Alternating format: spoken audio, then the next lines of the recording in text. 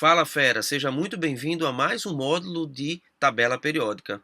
Nesse módulo nós vamos trabalhar as propriedades da tabela periódica. Vamos lá? Vem comigo! A primeira propriedade que nós vamos trabalhar é o raio atômico. O raio atômico é o tamanho do átomo. Só que a medida do raio de um átomo isolado não pode ser feita com precisão, pois a eletrosfera não possui um limite determinado. Assim, para medir o raio atômico, usa-se a técnica de difração por raio-x, que consiste em fazer um feixe de raio-x atravessar uma amostra de um material sólido constituído por átomos ou íons de um único elemento químico. Esses átomos ou íons provocam um desvio na trajetória do feixe de raio-x, que incide sobre eles, para em seguida impressionar uma chapa fotográfica. A imagem registrada indica a posição dos núcleos dos átomos no material, assim como a distância que há entre eles. Presta atenção nessa imagem que eu estou mostrando agora e eu quero que vocês visualizem com muito cuidado a imagem que você obtém a partir da técnica de difração de raio-x. A técnica de difração de raio-x nos permite encontrar a distância entre o núcleo de dois átomos iguais. A metade dessa distância é, por definição, a medida do raio atômico de um elemento. Então, você pega a metade dessa distância, exatamente isso aqui, e, por definição, a metade dessa distância é o que a gente chama de raio atômico de um elemento. Bem, pessoal, os valores dos raios atômicos dos elementos medidos experimentalmente são tabelados. Então, esses valores você não vai se preocupar em ficar decorando. O importante é você perceber como varia o raio atômico em uma família e em um período da tabela periódica, pois o comportamento dos elementos e muitas de suas propriedades podem ser explicados com base nessa informação. E é isso que a gente vai aprender agora. Como fazer a previsão da variação do raio atômico em uma família e em um período. Vem comigo! Vamos fazer uma análise da variação do raio atômico em uma família. Em uma família da tabela periódica, o raio atômico aumenta de cima para baixo, conforme aumenta o número atômico e, portanto, o número de camadas do átomo no estado fundamental. Vamos dar uma olhadinha nisso? Vem cá, fera! Olha isso aqui. Pessoal, eu quero que vocês, nessa figura, visualizem comigo a família 1A, o grupo 1 da tabela periódica. É isso aqui que a gente vai analisar, beleza? Repara que eu peguei o lítio, que está no segundo período da tabela periódica. Depois do lítio, você tem o sódio, que está no terceiro período. Após o sódio, o potássio, que está no quarto período. Após o potássio, o rubídio, que está no quinto período. E após o rubídio, o césio, que está no sexto período. Eu quero que você visualize comigo. Veja o tamanho do lítio. Olha o tamanho do lítio. Repara comigo o tamanho do lítio. Veja que o tamanho do sódio é maior do que o tamanho do lítio. O tamanho do potássio é maior do que o tamanho do sódio. Você vê isso por esses números aqui. O tamanho do lítio é 152, o tamanho do sódio 154, o tamanho do potássio 227. Então você consegue perceber que em uma família da tabela periódica, o raio atômico ele está aumentando de cima para baixo.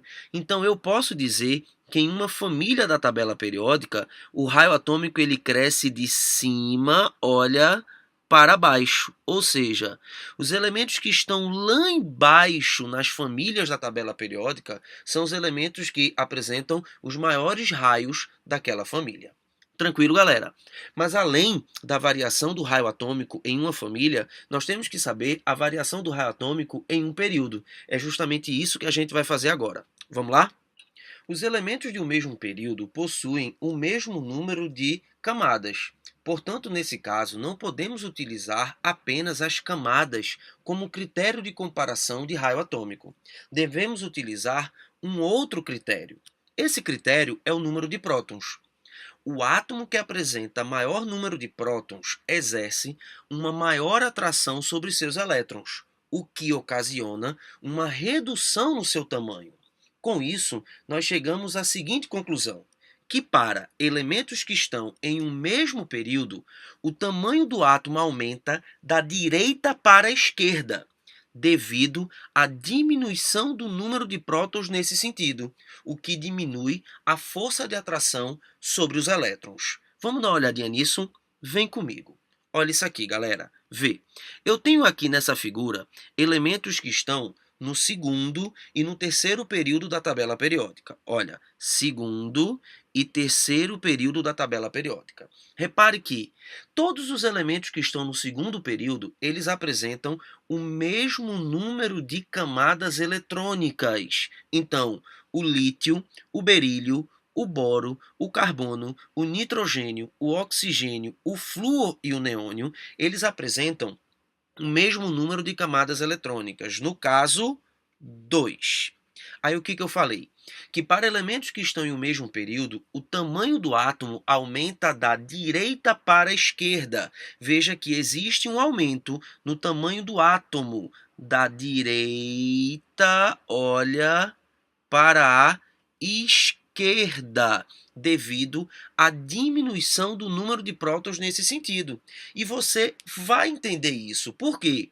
Olha, o lítio tem número de prótons 3, o berílio tem número de prótons 4, o boro tem número de prótons 5, o carbono tem número de prótons 6, o nitrogênio tem número de prótons 7, o oxigênio tem número de prótons 8, o flúor, número de prótons 9, e o neônio, número de prótons 10. Veja que o aumento ocorreu no sentido da diminuição do número de prótons. Aí você pergunta assim para mim: Flávio, eu tenho que saber o número de prótons decorados? Não, cara. O que é que você precisa lembrar? Que em um período da tabela periódica, a variação do raio atômico sempre é da direita, olha, para a esquerda. Beleza? Vamos ver se você entendeu. Vamos fazer uma generalização agora? Vamos lá.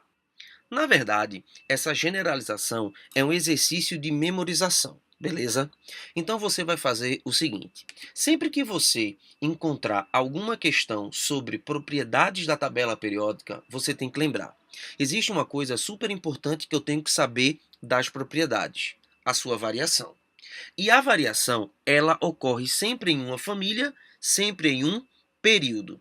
Então vem comigo, por quê? Porque eu quero que você memorize a variação do raio atômico na tabela periódica.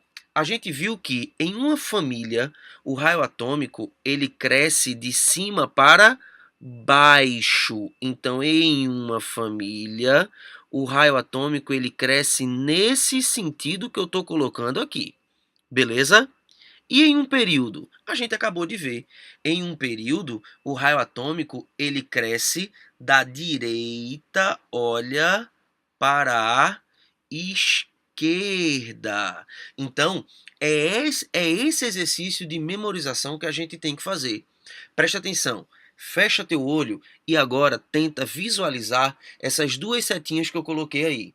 E lembre-se, sempre que eu encontrar um exercício de propriedades da tabela periódica, existe uma coisa básica que eu preciso saber: a variação dessa propriedade na família e no período. A gente acabou de ver essa variação para o raio atômico. Isso aqui é a variação em uma família e em um período para o raio atômico. Ok? Vamos agora estudar a segunda propriedade da tabela periódica. Vamos lá.